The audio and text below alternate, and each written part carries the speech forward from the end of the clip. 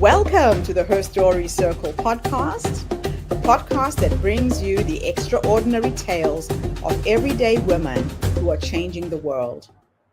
I'm your host, Gertrude Mache, and I'd like to acknowledge traditional custodians of the land on which we meet today. I also like to pay my respects to elders, past, present, and emerging. Every week, we dive into the lives, challenges, and triumphs of women from all four corners of the globe. We're here to inspire, enlighten, and connect, sharing stories that uplift and empower.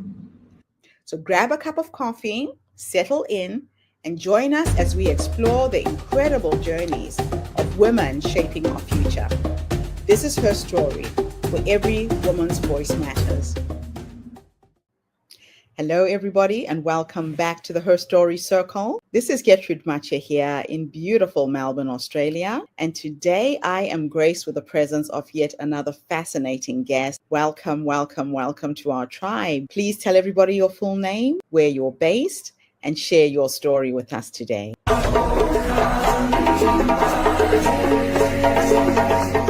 Hi, I'm Betsy Clark, and I live in Colorado Springs, Colorado, and I have been an entrepreneur for almost 47 years. I started when I was 2, and I just have a passion for working with women. When I bought my first franchise at 23 years old, I had no one that I could lean on or lean into, and I realized if I made it to 70 or was older, I would be that woman to support women to build their business and to fulfill their passion. I have been everything from a health coach to a faux finisher, which is an artist making marble out of paint. And I used to use paint to create beauty, and now I use words. So I feel really fortunate that I've been able to have careers where they can build on each other. I am now a personal wealth potential coach, helping women reach their potential so that they can be true to who they are. I have had an incredible life. I have traveled. I have children.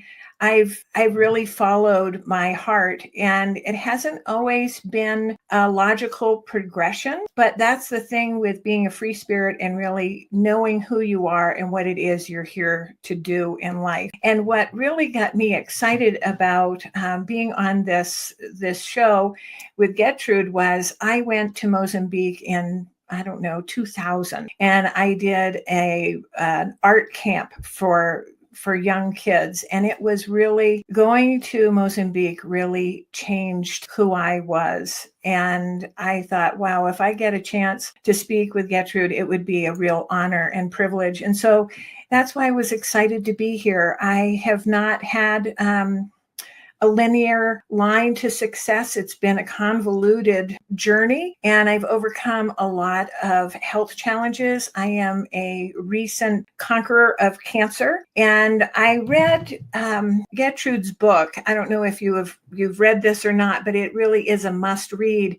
And she has this one quote when she's going to see a bank manager to help get support financially. And she said, this man looked at her and just said, smile through the storm. And that's what I have done with each adversity that I've had. I got diagnosed with cancer a year and a half ago. It was not something that was on my radar. And I kept thinking, they can't be talking about me. This must be someone else's story. This is hard to relate to. I'm very healthy. And one of the things that went through my mind was, I even make my own salad dressings. How can I have cancer? And I think what got me through my storm was, yes, the smiling, but something that I call active hope. And hope is not a great business strategy, but I believe that active hope is a great business strategy. And let me tell you what the difference is. See, hope is just sitting on our couch, waiting for our ship to come in, twiddling our thumbs. But active hope is the very thing that gets you up off the couch, and it makes you go down to the wharves to look on the horizon and see if you do have ships coming in. And if your ship is not coming in, you have the fortitude and wherewithal to send out more ships, metaphorically speaking. And what worked for me was something I call the AAA effect. It was like a battery that gave me the energy to overcome cancer. And the first A is awareness.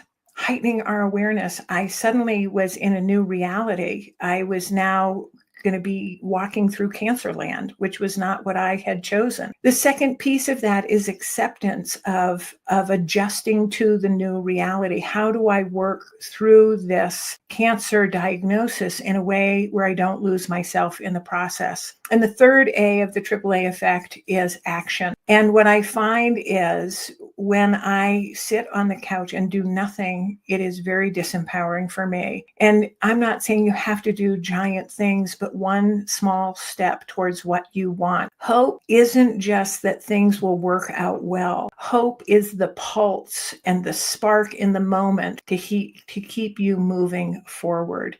And so to me, hope is a beautiful thing. And when we lose hope, it's the lowest vibration there is, and it's really hard to take the next best step. And so having people come alongside you and walk you through your journeys, whatever it is, when you do need to smile through the storm, when you really do need to hold on to hope in a way that activates you and moves you forward, to me, that's the recipe for success, whatever success means to you. And each one of us has a different view of what that means to them. And so that's kind of my story. I don't view myself as a Pollyanna who, just believes everything's going to be turning out okay. But I feel like I'm an informed optimist. I always feel like there's something that's always figure outable. And for me, that I rely on my faith. I believe in God. I believe that He carries me. And that has been what sustained me through some of these difficult times. Thank you. One of the things I realize is that I am a free spirit and I don't make a great employee. I am definitely an entrepreneur through and through. And so I got a degree in community health education, and nutrition. And right out of college, I bought a franchise. And this was back in the 70s, before there was a weight loss industry. And there was a franchise that was helping women lose weight. They paid you to help coach them in their weight loss journey. And back in the 70s, women couldn't get credit cards. And I had to have my husband sign on my bank account in order to get a bank account.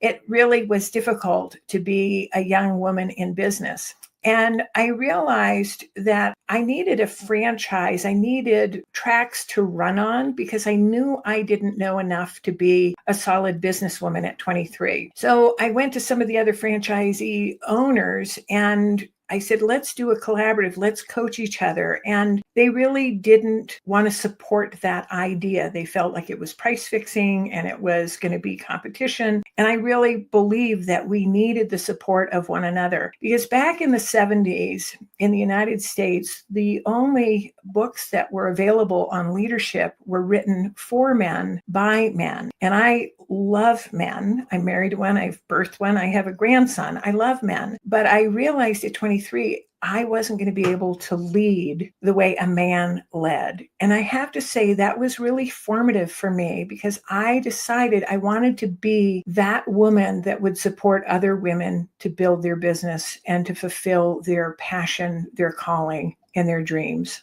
And that was really formative for me because it's difficult to be an entrepreneur. It can be a very lonely place and we have to have all the answers. And that's not possible. We need each other. We were never designed to do business alone.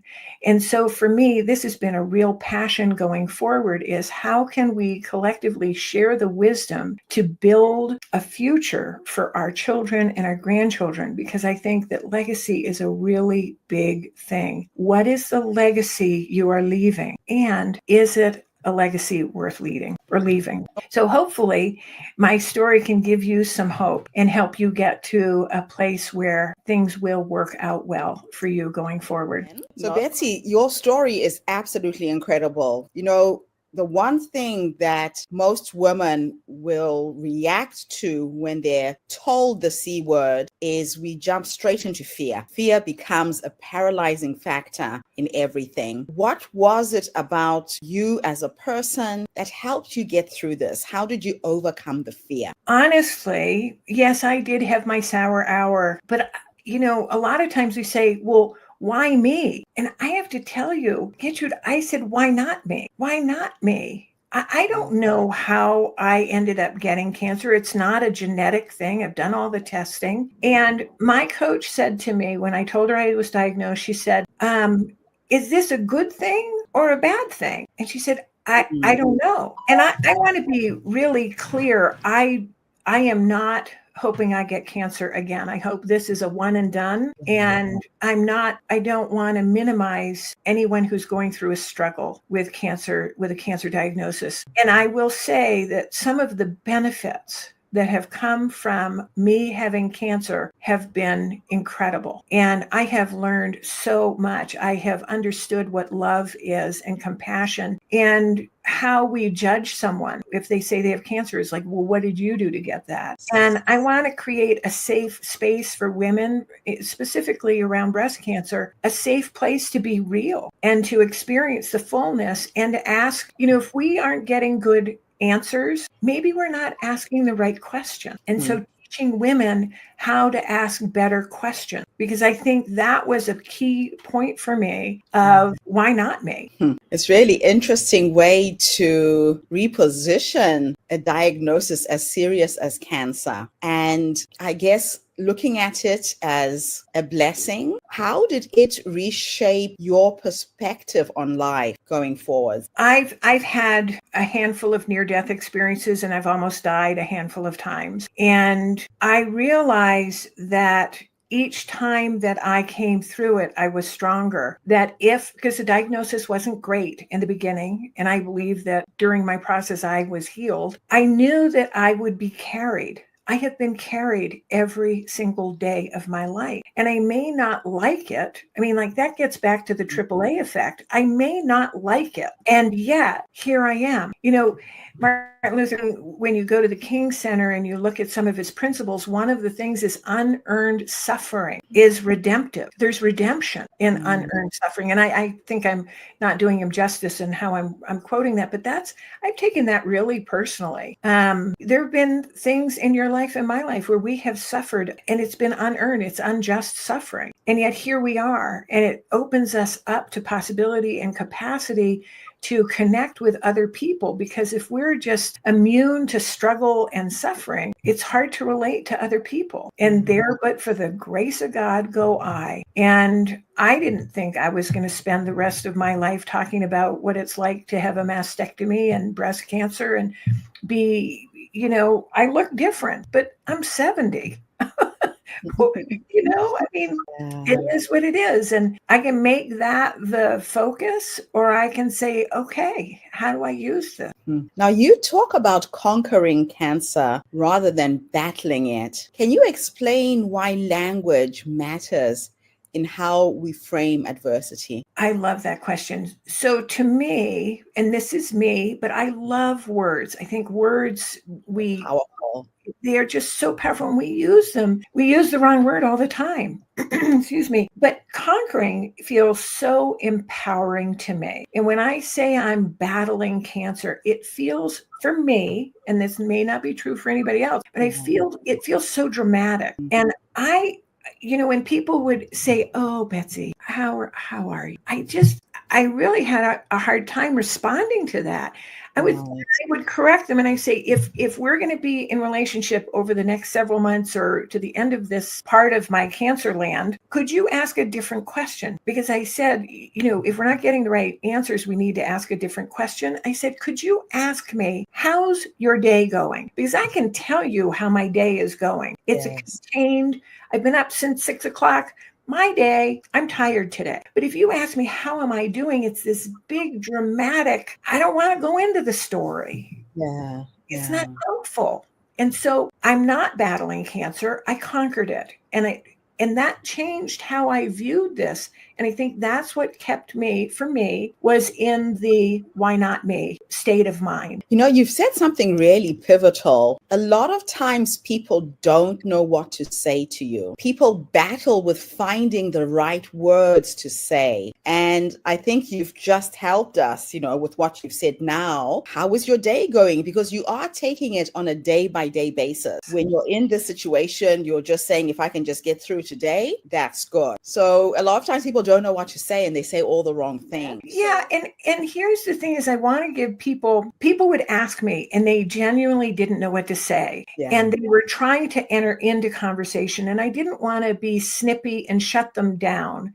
But I felt like it was a point of education because sometimes when we lose a loved one or we're going through a health crisis or some big upheaval in our life, the best thing you can do is just hold someone's hand and not say anything, to hold space and witness someone in their suffering because it lightens the load. And I put my foot in my mouth all the time. I don't always say the best thing, but it's a genuine desire to connect. And my sisters came out after my mastectomy and they would just come and lie in bed with me and hold my hand and we wouldn't talk for like an hour. And it was the most, I always say, I feel soul fat after I've been with someone who will witness me because my soul just can expand and not be judged. And I can just be wherever I am in that moment and they'll hold me. And that's why I believe God carries me, but he brings people into my life that will carry me as well when I'm too tired to flap my wings. I really love that. Sometimes silence speaks louder than words, but people want to fill the silence with something, so they say things that really don't help. Wow. Now, your 3 A's of active hope is a framework: awareness, acceptance, and action. And this has resonated with many. Can you break down each step and how they work together? Yes. And there really is a 4th A, but somehow 4A doesn't sound as juicy and energizing as AAA. But so the awareness is, are you willing to consider something other than just what you think? Are you teachable? Are you coachable? Are you open to possibility? Because my awareness and just grew tremendously when I started looking into this whole cancer diagnosis. And you said something about, saying things just to fill space. And that's one of my favorite lines is that's not helpful. So if someone says something to me that is awkward or wonky, I'll go, you know what, that's not helpful. Could you say that another way? And I said that a lot with my family and my loved ones when they would read something and say, hey, if you should do this. And I'm going, that's not helpful. Could you say it another way? And even just saying, Mom, have you considered this? I don't feel like they've painted me into a corner. Yes. So awareness is really a big piece. And I think that's where part of that is it helpful comes in, because we can get too much information and that's not helpful. We can open ourselves up to awareness and that's not helpful. We have to understand ourselves well enough. And part of that comes from awareness. The other piece is acceptance.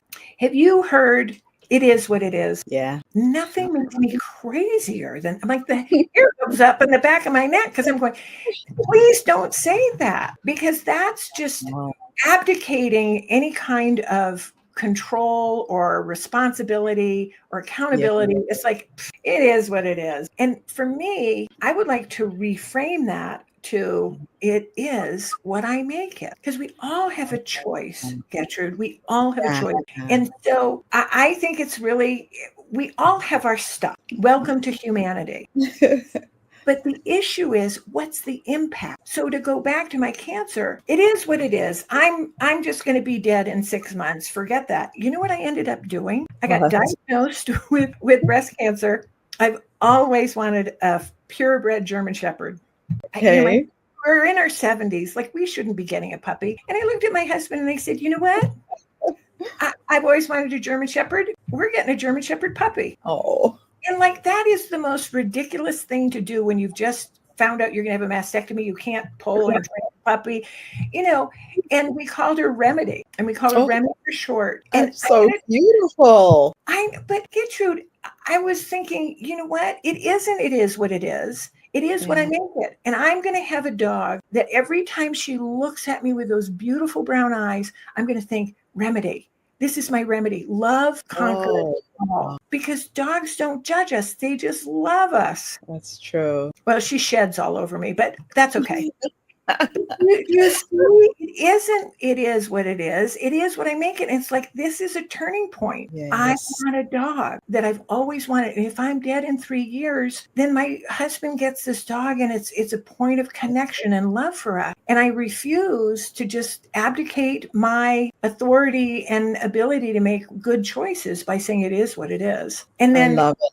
And you kind of put your focus on this beautiful animal and the name you gave it. It just goes back again to the words that you're using while you're going through this transition really in your life and being very aware of those words. it's powerful. Wow. So the third piece is, Okay. Oh, sorry, you're on 3. Yeah.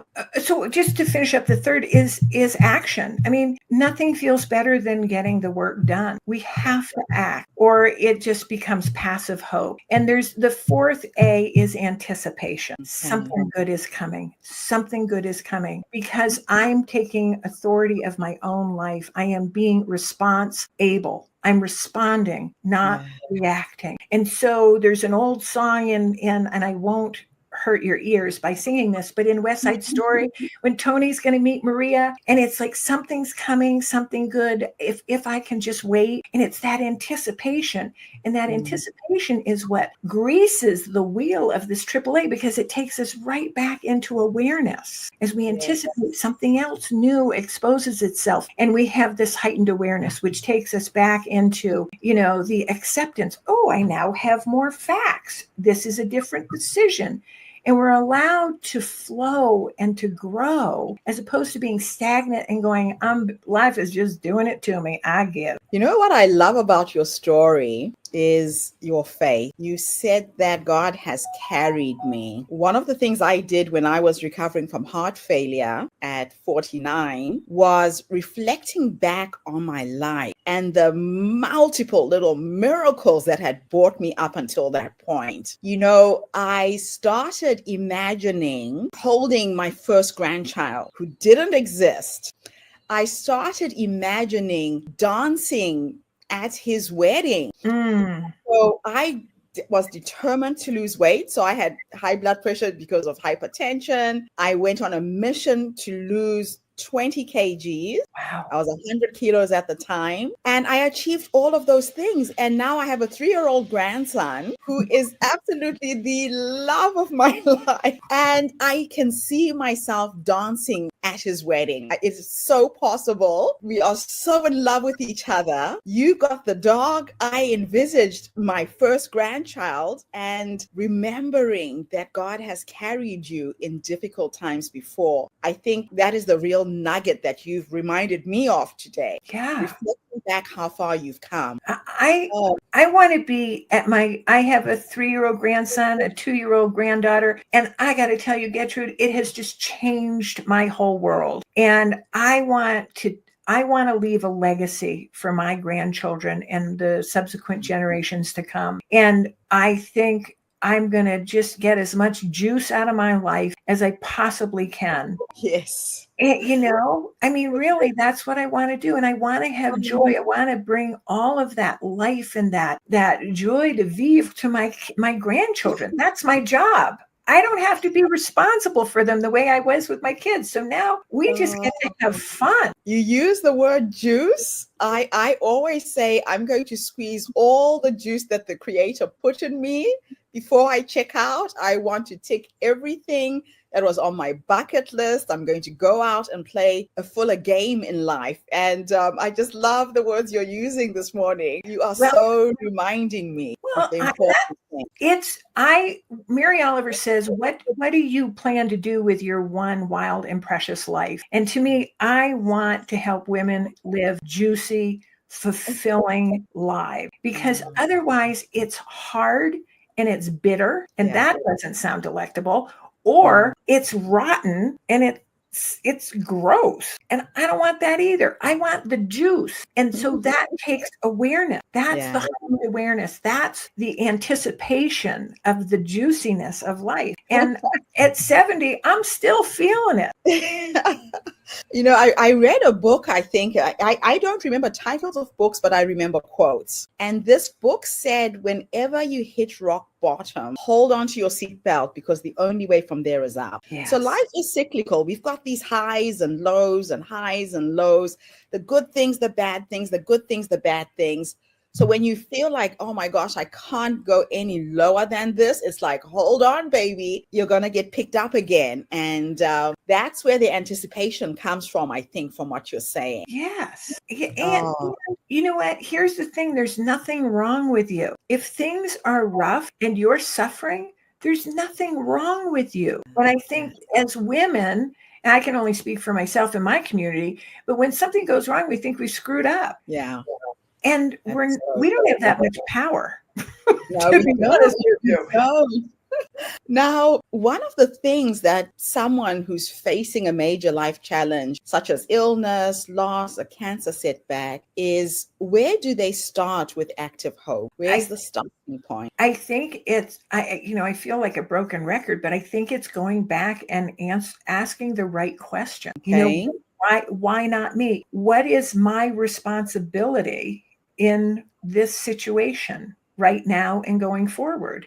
Was there something possibly that I was unaware of? Because if you notice, we're blind to our own blind spot. Yes. We can't see them. And so, having those people around you that you can ask those questions to and heighten your awareness, and then what am I supposed to learn from this experience? Yeah. Yes. Where's the juice in this? Because I think we always go to the negative. Yeah. And it was my coach saying, is this good? Is this bad? I don't know. Well, Yeah. I kind of was irritated when she said that. It's like, wait, this is a diagnosis of cancer. How can that be good? But she opened me up to think differently and heighten my awareness that, I should be more open. I want to be more open to possibility here. Yes. I have a choice. Now, many people struggle with acceptance because it feels like giving up. How do you help people to reframe acceptance as an empowering step? I think I talked about it. It is what it is. It is what I make it. What are you choosing to make this situation? Like, how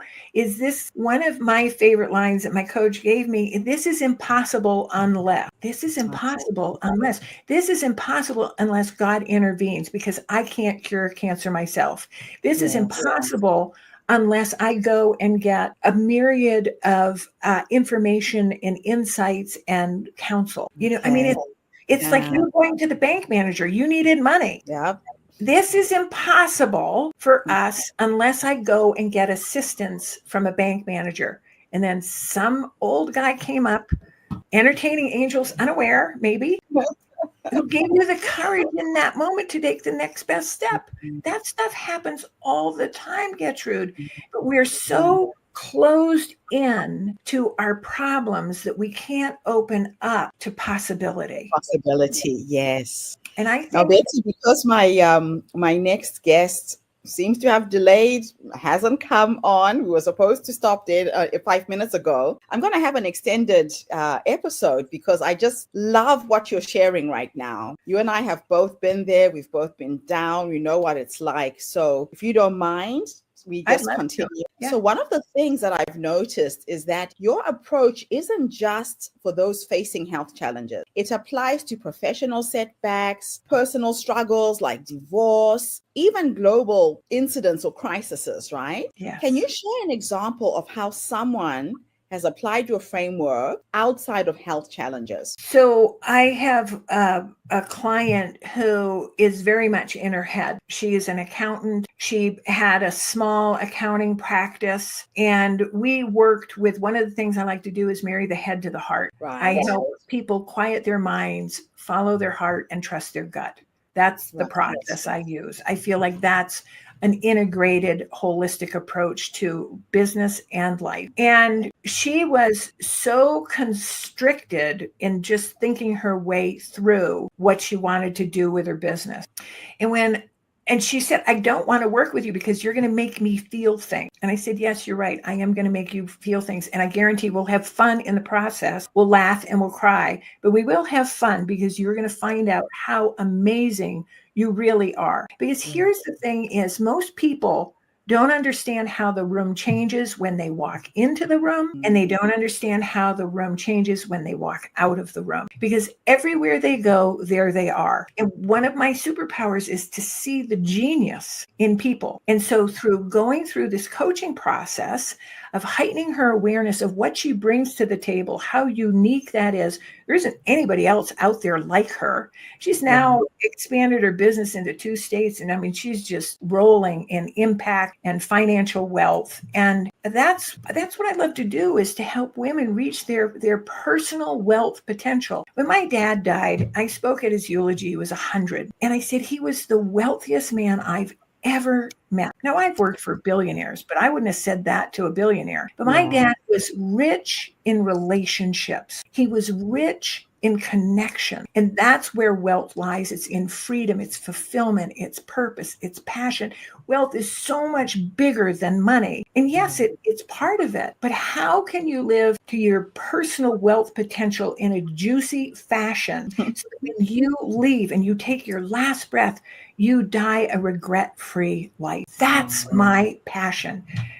Because you and I both know that when we go, people aren't going to remember what our income was, what our highly acclaimed things were. They're going to understand and remember how we made them feel. And I want to leave women with the capacity to feel loved and that they belonged and they made an impact and they mattered. Difference. That is so beautiful. So what role does gratitude play in active hope, and how can it help shift perspective during these tough times? Okay, so I love this question. Struggle ends when gratitude begins. Oh, like that's it. nice.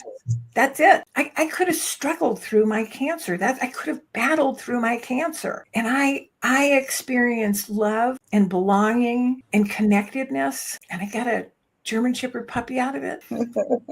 I mean, I just gratitude for that. And yes, I look different. I have prosthetics. It's crazy. I look in the mirror and I go, who is that woman? I think I recognize her. I'm different, but I'm still me. Oh, I love that phrase. That is just so empowering. Yeah. So you bring energy and humor to your work. How does maintaining a sense of humor contribute to resilience? You know what? Here's the thing is, how you have this is my ideal right fit client. The first thing is coachable, and the second is sense of humor. Because here's the thing is, we can take ourselves so seriously and we can exalt ourselves and put ourselves on pedestals. But you know what, Gertrude, you are so accomplished and so well known, and you're a celebrity in most people's eyes.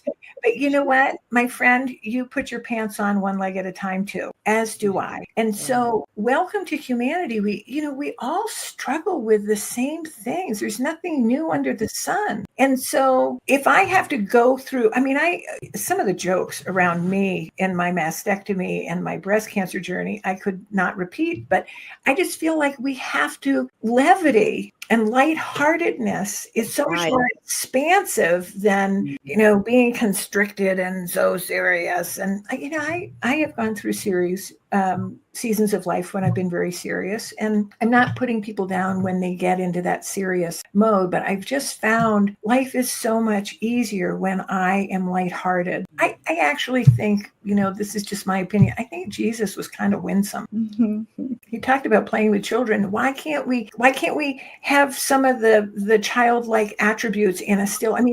Isn't that what your grandson does for you? Doesn't he just let you see the world through a different lens? You have no idea. I am seeing the world through the eyes of a 3-year-old.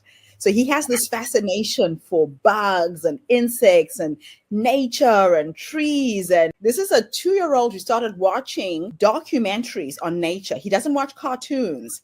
He likes to watch time-lapse videos of plants growing. And I'm like, what? Yeah. So I go for a walk in the park. I am down on the ground, in the grass, picking up feathers and leaves, and I'm seeing the eyes through a 3-year-old's eyes, and life is just absolutely wonderful right now, Betsy. I can't begin to describe where I am in my life right now. And last year I decided that this year, I'm going to tick off everything that was on my bucket list. I wanted to go back and live my dream of being an actress. And I started talking about it, right? So I met my hairdressers 4 weeks ago. I said I acted in a few big movies, but I was just an extra. This year, I'm determined I'm going to get myself a really good part in a movie. Do you believe 2 weeks ago, the same hairdresser calls me and says, Gertrude, I saw something on Facebook. They're looking for a Zimbabwean grandmother to act in a major Australian feature film. This thing has got your name written on it. You should apply. Sent my application, went for an audition the same week. I had my second audition yesterday. It's looking good. The casting director is asking if I'm available from this date to that date. I don't know if I've got it yet, but I put it out there. I said it. I took action just by saying it and talking about it. And miraculously, I've got this potential role to act in my first feature film. And you get to start living when you get a brush with death. This is what I learned from my illness. And I remember looking out of the hospital window when I came out of my whatever after 5 days in ICU when I collapsed with heart failure. And I was in the middle of a rice field in Indonesia in a high-rise building, the hospital. And when I looked outside, it was just grass. So I was walking in a rice paddy when I collapsed. And my taxi driver who I was with took me to the nearest private hospital in that village. And it was just green fields of rice. And I thought I had crossed over. I remember waking up in ICU and thinking, oh shit, I've crossed over. And the nurses were laughing at me, saying, no, you're very much alive. But it felt like I had died and gone to heaven, and I'm still here. Yes. So we have to keep it light. So my last two questions for you are this. We're going to have a little time experiment. First question, I'm going to teleport you into the past, to the woman who got this diagnosis that you had cancer. I'm going to ask you to tell me where you were, what you were doing, frame the day for us, and then tell me if you could go back and give that younger woman 3 nuggets of wisdom based on what life has taught you up until this point. What would those 3 nuggets of wisdom be? Great question. It was a regular day. I knew that I had a stinging in my breast, but I acted quickly. And I was very optimistic. It was just a thing. So I went in not totally prepared to hear cancer. And my response was, I can't have cancer. I make my own salad dressing. That really stuck with me. It was hard for me to believe. The next thing was to have been so dismissed by the radiologist. I know it's his job. And I know that he has to face this conversation many, many times in a day, day after day, week after week, month after month, year after year. And it becomes just a job. But I became just an object on that table. And that's not how I want to treat people. And I did not like being treated. If I could go back to her with what I know now, I would remind her that love always wins. I would remind her that look at how often you are carried. And I realize I'm being carried all the time. And Joni Mitchell had a line in a song, and it was about being unfettered and alive. And there are a lot of people who go through life and they're very, very healthy and they're not very alive. And I decided, lying on that table, whether I was going to be alive in 10 years or not, I wanted to be alive. And that's what I've learned over and over and over again. I only have today. How do I make this the best, juiciest day of my life?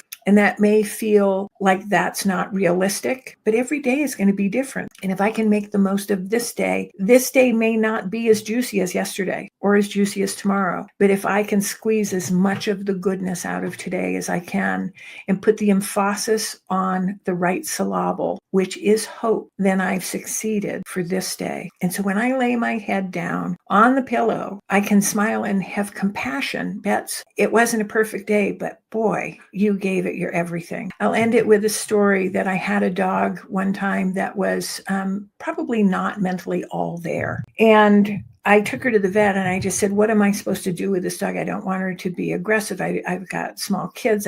What am I supposed to do with this dog? And the vet looked at me and he said, Frida is giving you 101% of herself because she's limited. Her 101% will not look the same as some other dogs' 101%. Can you accept that? And if we can give each and every day 100% of what we've got for that day, it's been a good day. And that's what I would tell Betsy, a year and a half ago. Keep the hope alive. Absolutely beautiful, Betsy. Last question. I'm going to teleport you into the future. You talked about legacy. If I could teleport you into the future to go and have a conversation with a 90-year-old you, she's sitting in her rocking chair surrounded by her children, her beautiful dog. If you could go and have a conversation with this wise woman who's led you up until this point, what will you say to her when you finally meet her? I love asking this question, Betsy, because a lot of women don't realize that the wise woman is already in us. She's that quiet voice who says, go left, go right, say yes, say no. But we look outside of ourselves for answers all the time. What will you say to your wise woman when you finally meet her? She's going to look at me and say, you know what? Be true to you. Oscar Wilde said, be yourself, everyone else is taken. And I often speak on stages around the United States about comparison and how we always are comparing ourselves with someone else. And we're looking for external validation. And that's a really hard place to live. And I think as you stay true to who you are, based on your strengths, based on your values, based on your purpose, on your mission and your vision, if you will stay true to that and not yaw to the left or the right, as much as you're able, stay on that path, you will live from a place of your unique brilliance. And we need you to shine. I need me to shine. And that's my desire, is that I will shine brightly to give people the courage and the hope to be who they are. And that's what runs the Betsy Clark show, is to be true to you and to give women agency and permission to do the very same thing, because they can't see how unique and brilliant and delightful they are. We just run through the litany of you're not enough, you'll never amount to anything, you're too this, you're too that, you're too much, you're not, like fill in the blank. And that's not helpful. It's not helpful. Let's talk about what's right with you and own it. So it's not braggadocious and arrogant. It's just no brag, just fact. And so I believe that's what my 90-year-old juicy old crone would tell me is, I've watched you. Be true to you. Well done. Absolutely wonderful, Betsy. Thank you so, so much for coming online and gracing us with your amazing story. I have your website at the bottom of the screen in case anybody out there is in search of help, or you might know of somebody who's just been diagnosed with cancer, is needing a bit of support, or you are in business and you are feeling at your lowest, not knowing which way to go. Here is an amazing coach who can help take you from where you are now to where you're trying to go. Betsy, thank you again for this amazing interview. What a privilege. Thank you for having me. I really appreciate it. And thank you to everybody who's tuned in today. The Her Story Circle is not just a podcast. We are a social impact movement that brings you the voices and stories of women from all over the world. We share our stories to uplift you, to inspire you, to energize you, but most importantly, to take you from where you are now to where you're trying to go. So tune in again tomorrow when I interview yet another amazing guest. In the meantime, have a fantastic day, morning, or evening, wherever you are in the world, and bye for now. Thank you for tuning into the Her Story Circle podcast. I hope today's story has inspired you to believe in the power of our stories and the difference you can make in the world when you use your voice. I'm Gertrude Mache, and it's been an honor to share this space with you, where voices from all walks of life come together to weave a rich tapestry of diverse perspectives. Don't forget to subscribe, rate, and review our podcast to help us share these stories with more listeners. Follow us on social media by looking for the Her Story Circle podcast for more updates. And join us tomorrow for another episode filled with courage, resilience, and empowerment. Remember, your story matters, and together we're building a stronger, more inclusive world. Until next time, keep making